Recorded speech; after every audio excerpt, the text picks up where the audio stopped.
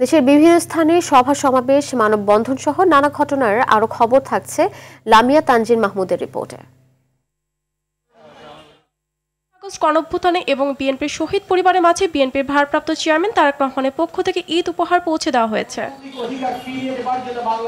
সিন্ডিকেটের কারণে দ্রব্যমূল্য এখনও সাধারণ মানুষের ক্রয় ক্ষমতার বাইরে বলে মন্তব্য করেছেন বিএনপির যুগ্ম মহাসচিব খায়রুল কবির খোকন। নরসিংদীতে এক অনুষ্ঠানে তিনি একথা বলেন।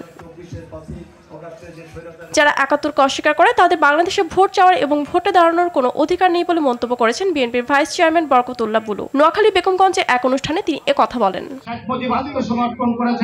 ৩১ দফা বাস্তবায়নের নেতাকর্মীদের একত্রিত হয়ে কাজ করার আহ্বান জানিয়েছেন বিএনপির নির্বাহী কমিটির সদস্য বীর মুক্তিযোদ্ধা কাজী মনিরুজ্জামান মনির।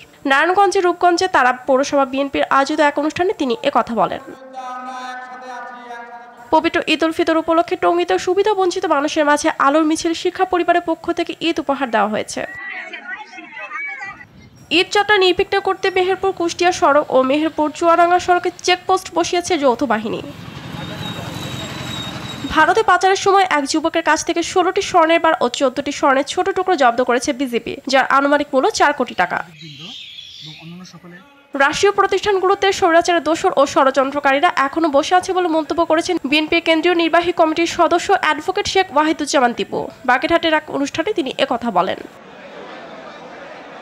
ফিলিস্তিনি মুসলমানদের উপরে ইসরায়েলের হামলার প্রতিবাদে জুমা নামাজের পর মেহেরপুরে গাংনী বাসস্ট্যান্ডে মানববন্ধন করেছে মুসল্লিরা। ময়মনসিংহে প্রিন্ট ও ইলেকট্রনিক মিডিয়ার সাংবাদিক, রাজনৈতিক নেতৃবৃন্দ ও পেশাজীবীদের সম্মানে জামায়াত ইসলামের উদ্যোগে ইফতার ও দোয়া মাহফিল অনুষ্ঠিত হয়েছে।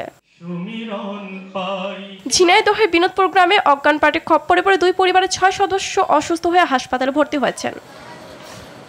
লামিয়া তানজিন মাহমুদ, RTV।